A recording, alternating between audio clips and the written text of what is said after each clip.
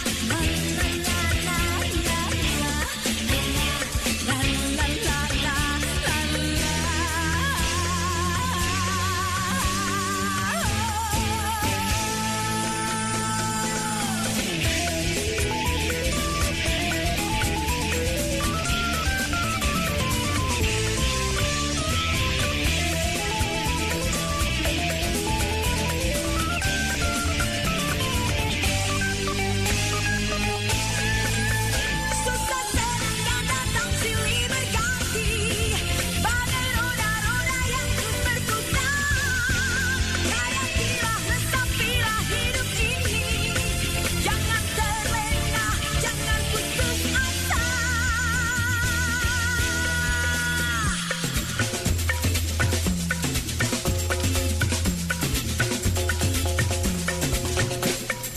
Hidup penuh liku-liku, ada suka, ada duka.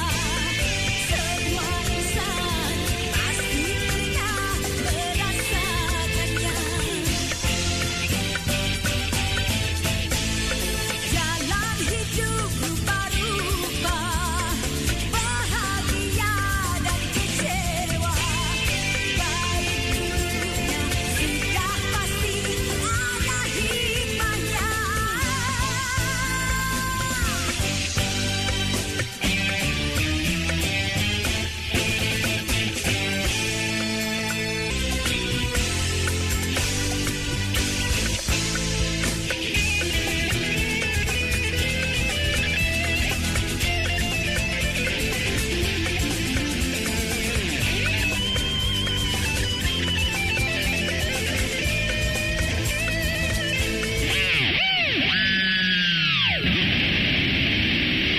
Data elektronik termasuk, tetapi tidak terbatas pada tulisan, bisa suara, gambar, bisa peta, bisa foto, dan bisa telekopi dipahami oleh yang mampu memahaminya. Tentunya ini kalau pembuktian kita perlu ahli. Kadang-kadang dalam suatu persidangan itu dibutuhkan ahli hukum pidana atau ahli elektronik. Jadi pada kesempatan ini Bang Fadril, saya seperti tema sebetulnya dalam Undang-Undang Transaksi Elektronik ada banyak permasalahan. Tapi yang biasanya sering kita jumpai atau sering kita lihat dalam media sosial itu ada dua hal. Yang pertama tentang hoax ini, berita tidak benar. Yang kedua tentang apa sih yang sebetulnya sanksinya seperti apa sih, definisinya menyebarkan hoax dan sebagainya itu. Kalau di dalam hukum itu harus kita urai satu persatu. Khususnya tentang apa sih definisi dari hoax ini. Hoax itu sebetulnya berita bohong atau tidak bersumber, ya sini tidak ada sumbernya. Makanya untuk itu saya sarankan kepada teman-teman di media ataupun wartawan dan sebagainya, sering kita itu tidak ada sumbernya. Sehingga kita membuat kadang-kadang berita sepihak, sehingga pihak lain pun keberatan, sehingga apalagi kalau kebenaran itu tidak pernah diuji. Nah, sehingga kita sendiri kadang-kadang lupa kan, terlalu asik kita bermain WhatsApp, Facebook atau dan sebagainya ada berita yang tidak benar, langsung kita distribusikan. Itu bahasanya distribusikan. Sehingga kita mendistribusikan itu pun bisa sangat membahayakan diri kita, apalagi kalau sampai nanti itu bisa mencemarkan nama baik seseorang, membuat foto seseorang kadang-kadang di grup-grup sering kita jumpai, kepalanya kita rubah, kita kasih tulisan dan sebagainya tanpa sadar, itu sebetulnya ada dampak hukumnya. Ada tulisan, kalau gambar kita, badan kita, ternyata gambar kita diganti binatang umpamanya. Nah, tentunya kalau orangnya sakit hati kan dianggap tidak senang. Apalagi ada komentarnya yang macam-macam. Apalagi yang biasanya ramai sudah menyangkut dengan SARA atau permusuhan individu. Jadi bisa individu, bisa kelompok ini. Nah, kenapa di media sosial itu bisa banyak tapi tidak pernah ditindak? Persoalan hukum, karena itu deliknya delik aduan, menyerang kehormatan dan sebagainya. Sehingga disitulah kadang-kadang kita perlu kedewasaan dalam mendistribusikan. Sekali kita distribusi, kita bisa dibaca oleh orang lain di grup dan sebagainya, itu sudah merupakan suatu perbuatan hukum dan akan berdampak kepada masing-masing apabila ada pihak-pihak yang keberatan sehingga mengadukan. Nah, mana buktinya? Apa sih sebutnya ujaran kebencian itu? Apa sih hoax sebenarnya? Banyak kita kalau membaca berita-berita apalagi di YouTube ya, sering judulnya itu tidak sama dengan isinya. Kan gitu ya, judulnya provokatif, menarik orang, padahal berita itu mungkin sudah kita buat tahun-tahun sebelumnya, kadang-kadang sudah tahun 2017, 2018, karena sekarang mungkin isu-isunya sama. Seperti halnya kalau kita berita, alhamdulillah PSSI menang 2-0, padahal yang tahun 2018, lah itu juga hoax juga, karena tidak ada yang keberatan, sehingga ya itu semua berjalan demi konten, kalau nggak salah kan gitu ya Bang Mani ya. Demi konten. Karena begitu kita mendistribusikan, semuanya ada jejak digital yang tidak bisa kita hapus. Karena selama-lamanya, nah tentunya itulah aparat penegak udara transaksi acara lama. Sehingga banyak kita, seperti kalau di kejaksaan sekarang karena masa pandemi ini kita bersidang online dan sebagainya itu. Nah itulah, itu mungkin kedepannya setelah itu nanti akan diatur lagi dengan hukum acara tersendiri agar tidak ada keberatan-keberatan, karena dianggap masih tidak sejalan dengan hukum acara pidana kita. Itu Bang Watil kurang lebihnya. Mungkin Pak Kasitil mau menambahkan materi sedikit ini. Sebetulnya cuma ada 2 pasal aja Pak ini Pak yang sering muncul. Pasalnya sebetulnya banyak sekali ya, tapi yang sering muncul kita dengarkan kesusilaan, kalau ada foto-foto yang syur dan sebagainya itu dianggap kesusilaan. Apa sih kesusilaan itu dan sebagainya itu. Kemudian kalau hoax sudah hari-hari ya kita dengar ya. Sebetulnya itu harus ada kesengajaan sebetulnya.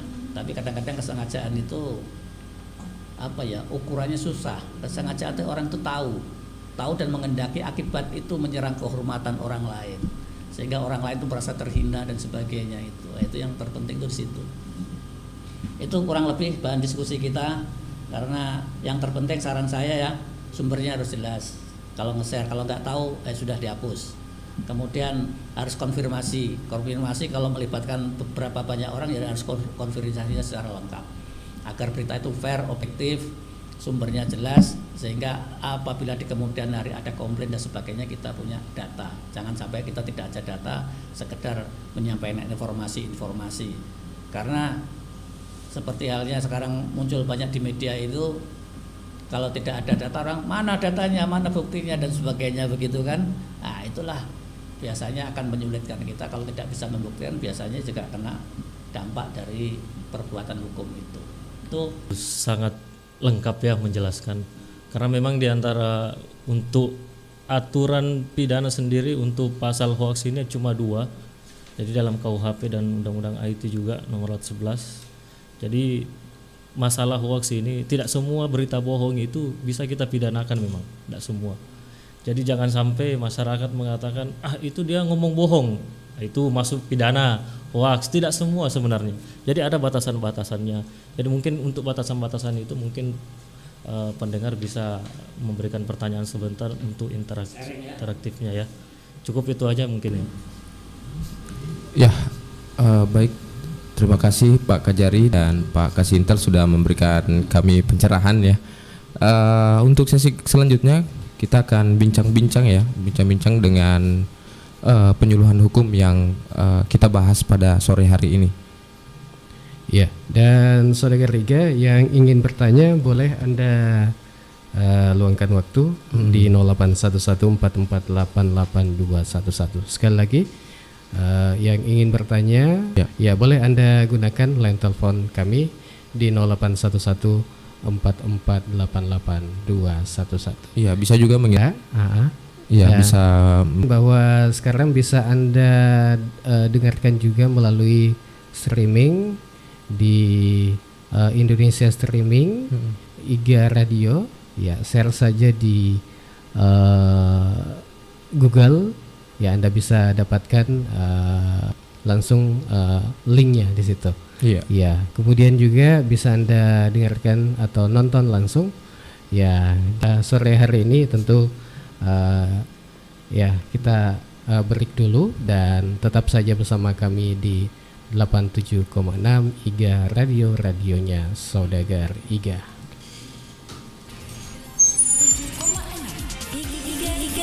Iga Radio, radionya Saudagar IGA. 87,6 IGA Radio, radionya Saudagar.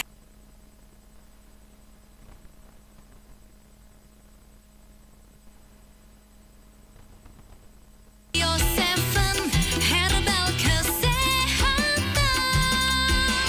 dari rempah terbaik Nusantara, meningkatkan daya tahan tubuh, menyembuhkan berbagai macam penyakit. Bila Anda sakit, segera beri tetes Bio 7 yang telah teruji khasiatnya. Hamil sang Indonesia, Bio 7 herbal kesehatan kita.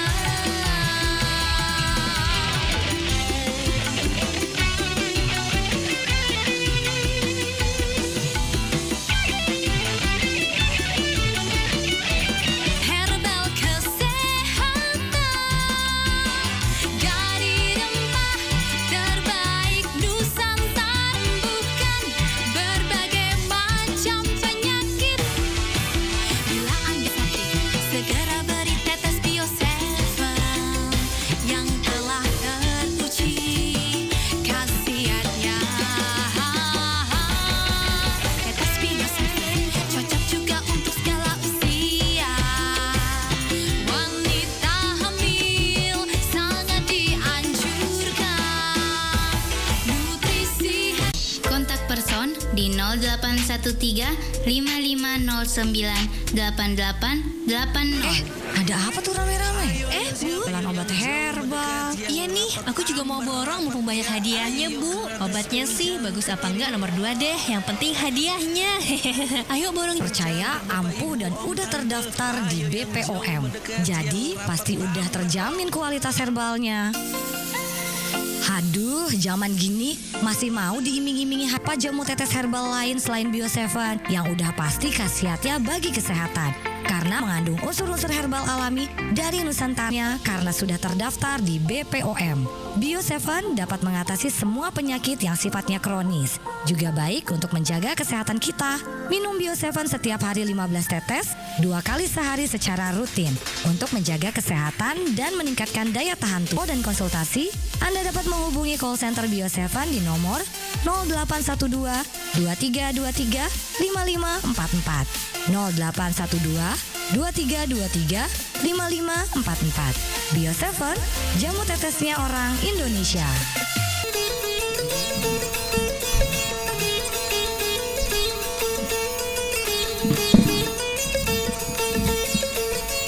Lagi di Jaksa Menyapa. Ya, masih tentunya bersama kita di sini ada Bang Fandi dan Alil. Ya, dan tentunya bersama dengan tamu kita di sore hari ini dari Kejaksaan Negeri Kabupaten Baru. Ya, ini kalau tema bisakah bertanya atau konsultasi hukum di sini bisa? Iya, nggak? bisa sekali ini. Oh, Kebetulan bisa sekali. sama Iya. langsung dijawab nanti dengan Pak Kajari ataupun Pak Kasintel. Iya. Kalau tidak puas bisa datang langsung. Oh, Terkendal penyampaian informasi kurang lengkap dan sebagainya. Iya. Jadi, Ya, jadi untuk masyarakat yang ingin live interaktif atau menelpon di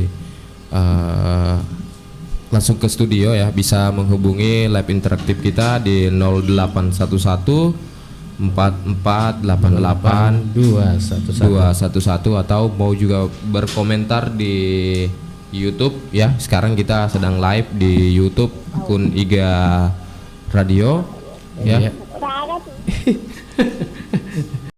Halo. Halo. Halo. Halo. Makasih Bung Dayo. pencet. Iya, kayaknya salah sambung kayaknya. Telepon gelap. Ya, jadi kita ulangi lagi kepada masyarakat bahwa yang ingin bertanya konsultasi hukum, bertanya-tanya soal hukum, bisa langsung menelpon ke studio di 0811 4488 211. Iya. Menerjemahkan ya. Iya. Iya. Ya, materi tadi ini terkadang kita menemukan atau bahkan kita sendiri yang melakukan. Iya. Ya, ini mungkin bisa diberikan penjelasan Pak. Bagaimana ini? Artinya secara tidak sadar juga kita melakukan hoax itu. Sebenarnya apa yang perlu dilakukan? Sehingga ini kan merupakan suatu kebiasaan ya. Tanpa Iya. sadar kadang-kadang kita melihat informasi elektronik ini, lihat berita-berita yang kadang-kadang kita nggak tahu, Iya. akan ke grup lain. Heeh. Ini namanya mendistribusikan, Iya. sehingga bisa diakses oleh orang lain. Iya. Ya, kalau sudah diakses orang lain kan bisa menyebar kemana-mana. Lah di-sharekan, cukup situ. Kalau tidak benar kita tidak akan ada dampak hukumnya kalau kita hanya melihat saja. Sehingga orang lain biarlah menyebar, tapi jangan kita ikut memperkeruh keadaan dengan informasi-informasi yang tidak benar itu. Iya. Ya, ini kan pada dasarnya awalnya Pak mungkin tidak tahu Pak. Iya. Ya, mungkin tidak tahu ini benar atau tidak. Ini kalau dari Kejari sendiri bagaimana? Bukan hoax ini Pak. Ya tentunya yang pertama tadi kita harus Ke mencegah. Jakarta, Bukan ke Pak, ya. Jakarta kan kita mau nanya sama siapa? Ya kita baca berupa suatu larangan pihak yang dirugikan tadi. Iya. Jangan sampai ada pihak-pihak yang dirugikan ternyata karena yang mengeser kita, sehingga kita harus mempertanggungjawabkan secara hukum. Jadi alangkah lain apalagi di grup-grup. Tentunya akan, apalagi di grup ini kadang-kadang kita campur Pak. Iya. Apalagi ada grup SD, grup SMP, SMA, teman kerja dan sebagainya yang pengetahuannya tentunya sangat berbeda-beda. Tentunya dalam sikapi persoalan ataupun berita-berita ini masing-masing juga berbeda pula, karena pengetahuan pengalamannya itu akan menentukan menganalisa suatu permasalahan-permasalahan yang tentunya penerimaannya juga akan lain. Nanti di-share lagi ke grup yang lain lagi, padahal berita itu ternyata tidak benar, akhirnya kan bisa berdampak hukum dan sebagainya.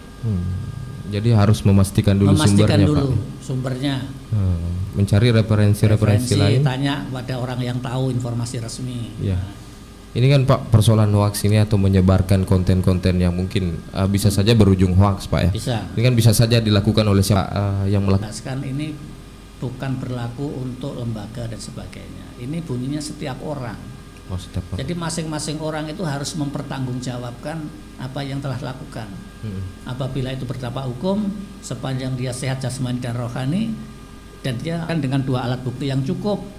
Tentunya biasanya kalau di media itu ya bisa pakai screenshot dan sebagainya kan. Apalagi jejak itu hoax dan yang menyebarkan itu ternyata ditangkap penyebar pertama Pak ya. Itu seperti apa Pak penjelasannya? Yang jelas kan setiap orang yang dengan sengaja mendistribusikan. Artinya siapa yang mengirim itu. Nah, itu bisa kena gitu loh. Nah, termasuk yang gitu kan. Itulah kadang-kadang dalam hukum ini yang membuat pasti. Bagaimana yang meneruskan tuh yang ketiga, yang keempat. Kadang-kadang kan berantai. Nah, itulah kadang-kadang masih menjadi perdebatan-perdebatan di hukum. Tentunya kita akan biasanya dalam apa namanya? Kan tuh ada yang pertama kemudian mengirim.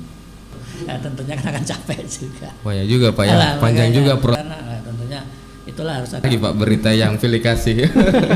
Ya tadi masalah foto yang diedit itu kalau menurut Pak Kasintel penyelidikannya seperti apa Pak dan tingkat penyelidikannya bagaimana? Jadi kalau masalah membuat terang suatu perkara, istilahnya untuk mencari bukti-bukti untuk membuat terang suatu perkara, Jadi dalam penyelidikan memang tujuan dasarnya atau tujuan utamanya adalah mencari bukti-bukti. Kira-kira contoh terkait dengan hoax lah, atau terkait dengan perkara korupsi yang kita bicarakan di sini. Ya. Kalau terkait dengan masalah hoax, itu kan ruang lingkup dari teman-teman Polres. Jadi adalah mengumpulkan bukti-bukti, baik itu bukti berupa dokumen atau pemeriksaan terhadap siapa-siapa yang kira-kira melihat atau merasa sendiri atau mengetahui suatu perbuatan pidana. Itu kita bisa minta keterangannya. Itu adalah suatu tindakan penyelidikan. Batasan penyelidikan itu sampai di situ. Kecuali nanti ketika kita sudah merasa bahwa kegiatan siapapun, setiap orang yang mengetahui, melihat ataupun merasakan langsung, baik itu bukti dokumen juga, ketika itu sudah lengkap baru kita nyatakan bahwa ini perkara bisa kita tingkatkan. Tindak pidana umum itu masuk ranah teman kita di Polres, jadi kita tidak bisa terlalu banyak. Berarti untuk masyarakat. Iya, Bang Pandi, kayaknya ada pertanyaan ini yang masuk pada sore ini. Ya, kita langsung bacakan saja ya. Ya. Ini dari Suyuti di Pacore. Assalamualaikum warahmatullahi wabarakatuh. Waalaikumsalam. Saya Suyuti di Pacore mau tanya, apakah kalau kita membuat berita bohong dapat kena hukum? Ya, mungkin hukum? penjelasan hukumnya seperti apa mungkin penjelasan hukumnya ya. seperti apa? Tadi termasuk juga mungkin bisa dikaitkan sama pernyataan dari Pak Kasintel, ada berita yang informasi yang tidak dipidanakan. Mungkin bisa dijelaskan lebih lanjut soal itu. Dari Ardin di PKPAO, apa pengertian hoax dan bagaimana cara mengetahui di PKPAO? Iya. Langsung saja mungkin bisa dijawab atau terima kasih atas pertanyaannya Pak. Konsekuensi hukumnya kalau kita menyebarkan berita-berita yang tidak benar atau berita bohong, berita menyesatkan yang mengakibatkan kerugian bagi orang lain, ini khusus melalui transaksi elektronik, bahkan hukumannya sampai 6 tahun Pak ya, ada sampai 6 tahun Pak, termasuk ada denda kurang lebih 1 miliar rupiah, bisa disubsidiarkan dalam arti bisa diganti kurungan, nanti ada dendanya juga, jadi sangat berat sekali Pak. Rata-rata ini 6 tahun Pak ancaman hukumannya, sehingga termasuk ujaran kebencian itu maksimalnya juga 6 tahun. Jadi saya harapkan hati-hati kepada masyarakat semua, jangan sampai karena kita canda-canda dengan kawan dan sebagainya, walaupun kawan itu sudah akrab, lama tidak ketemu, biasanya candanya cenderung aneh-aneh. Nah, itulah kita juga harus selalu mengantisipasi hal-hal yang demikian ini. Walaupun kita sudah kenal, kalau namanya orang lagi tersinggung, apalagi sudah lama tidak tentunya karakter ini sudah terbentuk masing-masing Pak. Pribadi-pribadi udah masing-masing. Jangan sampai hanya karena kita mengedit gambar dan sebagainya, nanti karena kita mungkin coba-coba, orang sekarang bisa berdampak hukum. Nah, sedangkan pengertian hoax sendiri sebetulnya sudah bisa kita lihat di Kamus Bahasa Indonesia adalah berita bohong ataupun tidak bersumber Pak. Jadi saya sebutkan tadi tidak ada sumbernya. Seperti disampaikan Pak Kasintel yang tidak ada dampak hukumnya, ya kalau berita tadi ada sepak bola atau sekarang lagi kejar-kejaran bulu tangkis, Antonius Ginting karena tidak disiarkan, dibuat padahal menang melawan, seperti itu sebetulnya bohong. Itu nggak ada dampak hukumnya karena nggak, yang dirugikan banyak orang. Siapa sih diarahkan kepada siapa juga nggak ada itu. Siapa itu yang disasar? Yang biasanya jadi permusuhan ditujukan kepada orang tertentu sehingga orang itu merasa terhina, merasa dibohongi, juga ada kerugiannya. Termasuk berita-berita yang sering kita jumpai di YouTube atau di media online, beritanya heboh kan, isinya ya itu tadi udah tahun lama dan sebagainya, sehingga kita hanya sebuah konten kan, mungkin orang cari konten, cari sensasi dan sebagainya, sehingga karena tidak ada berita, berita yang lama-lama dibuat itu berita bohong. Ya tentunya yang ada sanksinya ya kalau ada berita sara, berita kesusilaan, foto-foto yang tidak benar, walaupun itu terjadi kalau orang tersinggung, tentunya akan bisa berdampak hukum. Nah kalau definisinya yaitu berita yang tidak tidak ada sumbernya, tidak pernah diklarifikasi, main aja berita-berita, sehingga orangnya keberatan. Makanya sering terjadi perdebatan, wah ini saya pernah klarifikasi dan sebagainya, padahal mungkin yang diklarifikasi antara yang disampaikan dan yang menerima informasi kadang-kadang mungkin bahasanya yang berbeda, akhirnya cara memuatnya pun juga berbeda. Nah, sehingga orang bisa aja merasa tersinggung. Jadi itu tentang hoax itu, makanya untuk itu saya sampaikan harus betul-betul mencari sumber yang akurat.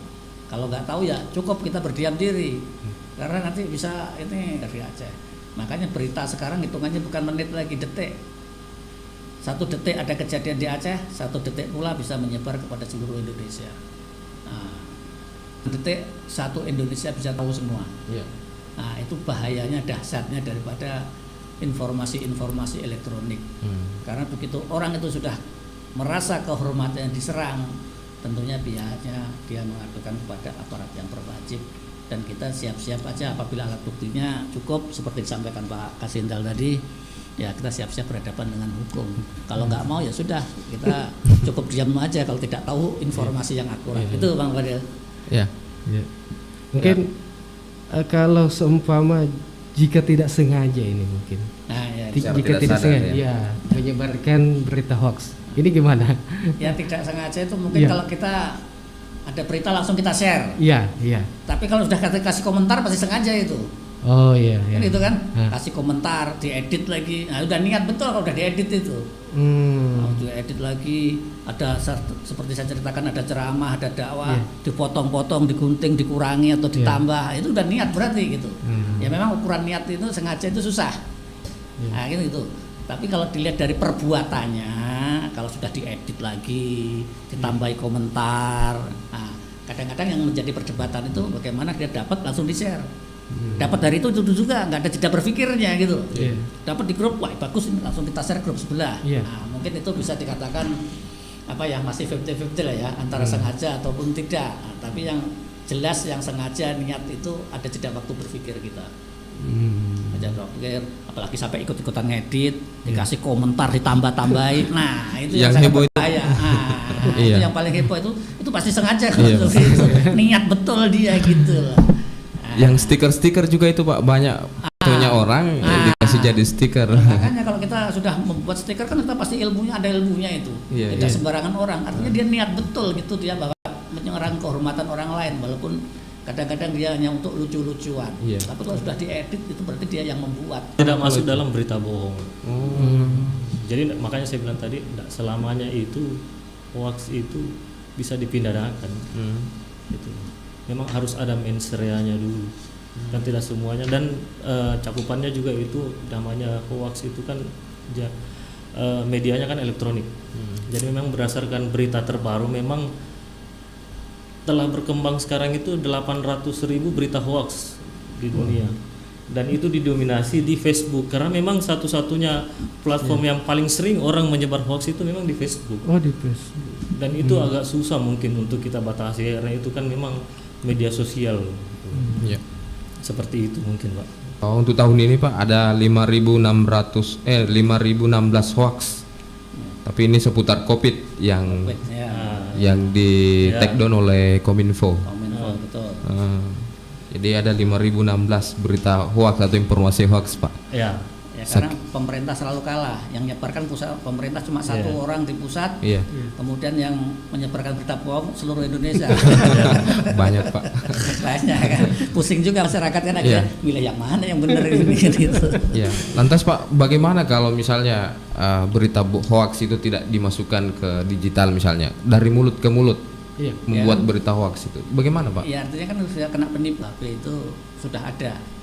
Tentang hoax itu berita bohong, tentang penipuan dan sebagainya ini sebenarnya ada. Cuma dalam arti karena sekarang perkembangan teknologi, ada IT yang belum diatur, sehingga terbitlah tadi Undang-Undang Nomor 19 Tahun 2016 tentang perubahan atas Undang-Undang Nomor 11 Tahun 2008 tentang transaksi dan informasi elektronik.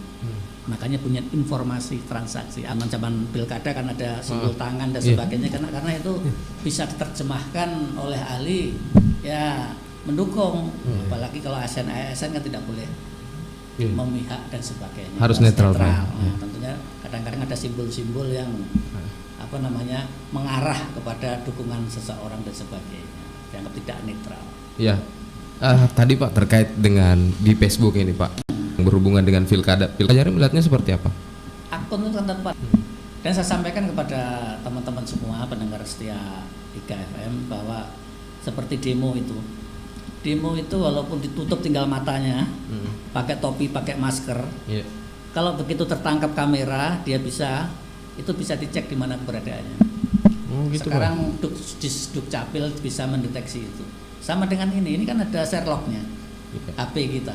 Jadi di Sherlock dari mana ketahuan, gitu. Jadi tidak menggunakan akun palsu dan sebagainya, sudah nanti tetap dicari, bisa ini. Orang sepanjang itu matanya kelihatan. Kalau kita bikin KTP kan mata kita itu, iya kan, kanan kiri sampai kita disuruh melotot dan sebagainya, itu ternyata manfaatnya sangat besar. Nah, jadi itu begitu diklik masuk, hitungan menit sudah nampak Bang Wandi ada di mana posisinya KTP-nya itu. Nah, KTP-nya ketahuan nanti. Oh ini KTP-nya dibuat di sana, namanya Bang Wandi, Bang Halil dan sebagainya. Jadi begitu mata kita kelihatan, langsung di-scan di situ, akan ketahuan. Oh ini KTP-nya Bang Wandi di Baru, ketahuan. Jadi percuma sekali karena kita tutup itu. Sepanjang mata kita terjepit tertangkap kamera, dengan mudah kita akan tahu. Nah kalau udah KTP-nya ketahui kan pasti alamatnya tahu, orangnya di mana ini posisinya. Nah itu yang jangan sampai masyarakat coba-coba dianggap tidak bisa terdeteksi lagi. Soal HP juga ada Sherlocknya. Sepanjang itu bisa dilacak, saya yakin itu sekarang semua, sehingga walaupun akun itu palsu tetap yang dicari bukan palsunya itu, lokasinya dari mana ini. Penggunanya tahu, setiap orangnya yang harus mempertanggungjawabkan secara hukum itu benar. Jadi jangan merasa bahwa menggunakan akun palsu ya. Iya. Oke, sebelum kita lanjut ngobrol kita pada sore hari ini, kita akan break dulu. Jadi tetap saja bersama kami di 87,6 IGA Radio, radionya Saudagar IGA.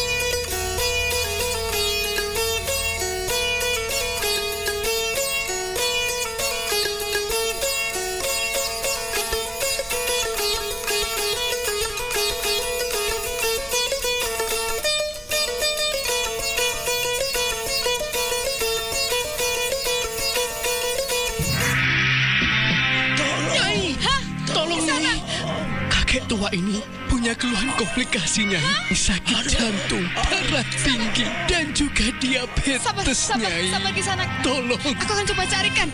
Baik, Nyai. Baik, terima kasih, Nyai. Kisanak, ini aku bawakan ada kulit manggis, bunga krisan, daun salam, ada bawang putih serta ada gambir dari gunung barat sana, Kisanak. Memang benar, Nyai. Terus? Tapi apakah tidak ada yang lebih praktis lagi, Nyai? Hah? 08 gitu.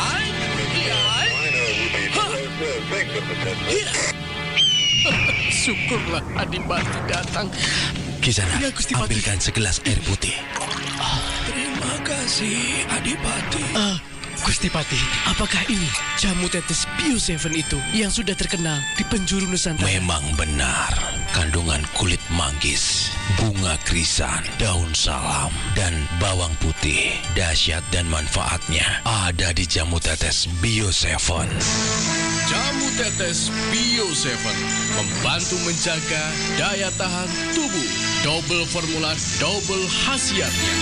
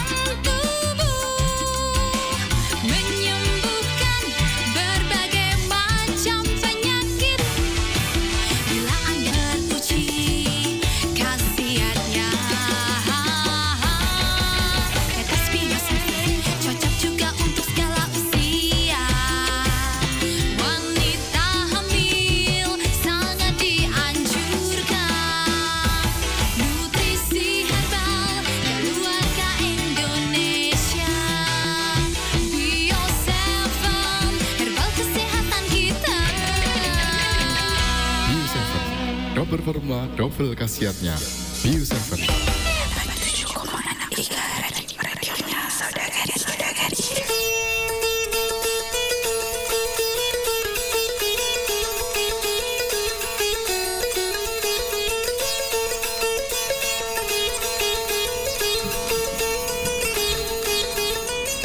Jaksa menyapa. Ya. Ya. Jaksa menyapa, tentunya masih kita berempat di sini menemani saudara WA atau live interaktif boleh Anda gunakan 081 bisa. Iya. Oke. Baik, kita lanjut Bang Pandi. Dan ini masih tentang hoax. Iya. Ini sangat seru ya, artinya iya. Kadang juga kita tidak sengaja tadi ya, seperti yang saya hoax yang pernah ditangani kejaksaan. Belum ada kayaknya, belum ada ya. Kalau nggak salah kemarin satu tentang orang waktu itu jual masker atau apa kalau nggak salah ya. Oh yang penipuan masker, Pak. Semacam penipuan itu kan susah ya. Yeah. Sehingga begitu ada harga masker itu agak miring sedikit, orang udah berebut kan, mungkin untuk dijual lagi dan sebagainya. Nah, ternyata setelah uang dikirim duluan, maskernya diterima tidak sesuai dengan apa yang diinformasikan. Nah, yang seperti itu kadang-kadang membuat ya, karena pinter-pinter dia melihat situasi dan kondisi, karena masyarakat kita termasuk sanitizer dan sebagainya awal-awalnya kan tidak seperti sekarang ya. Kita bisa jumpa di apotek-apotek sangat banyak, di toko-toko sangat banyak. Awal-awal kemarin kita masker aja cari setengah mati kita ya. Nah, tentunya itulah banyak spekulasi di situ, membuat berita-berita tidak benar dan sebagainya. Sebetulnya itu cenderung ke penipuan karena melalui media sosial dia jual. Hoax ini Pak, apakah Kejaksaan Negeri Barat bisa menangani berbagai macam perkara, karena jaksa penuntut umum itu satu-satunya ya, tidak terpisahkan. Jadi kita bisa menangani seluruh perkara itu muaranya kepada jaksa penuntut umum ini.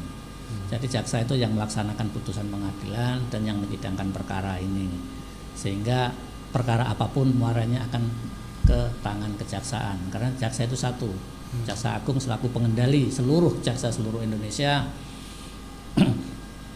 untuk mengendalikan seluruh penuntutan yang ada. Jadi tidak ada jaksa lain, jaksa swasta. Kalau penyidik banyak, penyidik ada PPNS, termasuk Satpol PP penyidik, penyidik PPNS, ada penyidik Angkatan Laut, penyidik Bea Cukai, penyidik kejaksaan, penyidik pajak. Nah, kalau penuntut umum itu cuma satu, ya, termasuk nggak ada penuntut umum dua, nggak ada, cuma satu. Kejaksaan pengendali tertingginya Pak Jaksa Agung. banget.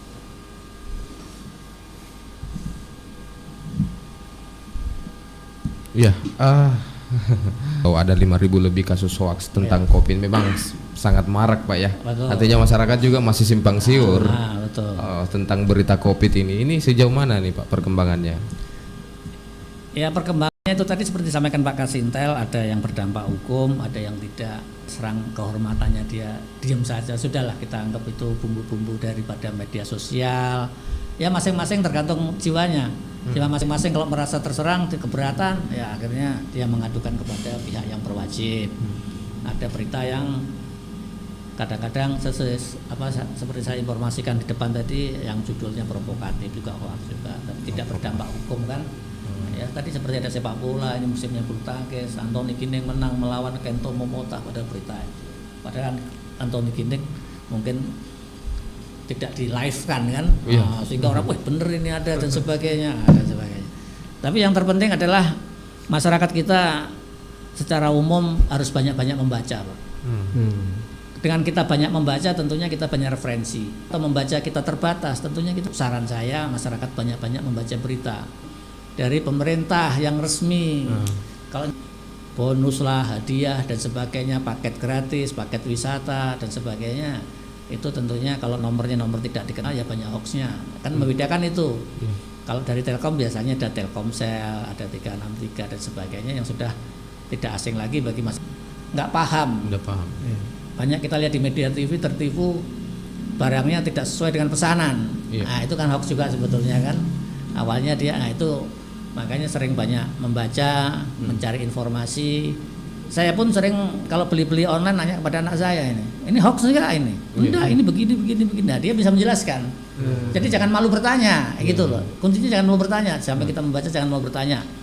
Jadi karena itu bukan era-eranya zaman saya yang sudah manula-manula ini. Tentunya kita harus belajar kepada yang muda. Yang muda itu lebih paham bagaimana beli yang benar itu supaya tidak kena hoax ini. Kadang-kadang masyarakat kita malu coba-coba sendiri. Nah, ternyata di kemudian dari barang yang dikirim ya dikirim tapi nggak sama. Nah seperti itu saya pun kalau beli ya beli pasti lewat anak saya nggak berani sendiri, saya kan nggak bisa membedakan. Nah, tentunya saya juga harus sadar kan bahwa ini bukan dunia saya lah ini saya beli yang lain-lain ya tentunya anak-anak itu lebih paham. Itu saran saya begitu Bang Fadil. Iya. Berarti kita juga tidak boleh menyimpulkan sesuatu Pak ya terlalu cepat. Jangan sampai harus sama ahlinya. Iya. Jangan sampai hanya menjadi masalah juga buat kita Pak ya. Iya, Bang Pandi. Ya. Kayaknya tak terasa sudah sejam lebih ini untuk kebersamaan kita di Jaksa Menyapa. Iya. Dan kami campatannya. Iya. Dari informasi yang dibaca jangan hanya judulnya, tentunya informasi yang resmi dari pemerintah, diperbanyak kita membaca. Yang kedua, kita jangan malu-malu bertanya. Kalau kita tidak bisa, jangan kita coba-coba ya, kita lebih baik tanya. Kalau kita sudah mengerti baru kita jalan sendiri, itu tipsnya. Walaupun bertanya kepada anak muda sekalipun kepada anak kita, jangan sampai kita malu. Terima kasih. Ya, Pak Kasintel mungkin ada yang mau ditambah. Ini memang kita tidak bisa manusia, kita cerdas-cerdaslah dalam berita-berita yang sudah tersebar di masyarakat. Cuma itu aja sih, terima kasih. Baik, oke, terima kasih closing statement dari Pak Kajari dan Pak Kasintel. Kami berharap apa yang disampaikan pada hari ini bermanfaat dan dapat memberikan pencerahan kepada masyarakat dan bernilai ibadah pula kepada yang memberikan materi pada hari ini. Iya. Kami ucapkan terima kasih Pak Kajari dan Pak Kasintel sudah berkenan hadir di. Karena kita hanya manusia biasa yang tak luput dari kesalahan. Ya, baik.